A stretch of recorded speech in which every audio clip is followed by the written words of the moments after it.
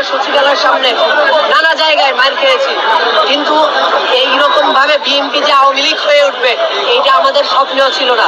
আমরা বিএনপিকে স্পষ্টভাবে বলতে চাই যে আপনারা এনসিপি কে রাজনৈতিক ভাবে মোকাবেলা করেন, নাসিরউদ্দিন পাটোয়ারিকে রাজনৈতিক ভাবে মোকাবেলা করেন, আসিফ মাহমুদকে এবং সার্জিসকে, হাসনাতকে আপনারা আপনাদের যদি শক্তি সামর্থ্য থাকে তাইলে আপনারা রাজনৈতিক ভাবে মোকাবেলা করেন। যারা এই দেশে রাজনীতি নির্মাণ করে, যারা ন্যারেটিভ শক্তিশালী ভাবে প্রতিষ্ঠা করে, তাদেরকে আপনারা দলে টানতে পারছেন না। আপনারা ওই যে রাশেদ খানের মতো কিছু হাফসি গোলামকে কম দামে কিনে নিয়ে আপনারা উপদেষ্টা বানিয়ে আপনারা আপনাদের রাজনীতি নির্মাণ করবেন। এই রাজনীতি আপনারা এই দেশে করতে পারবেন না।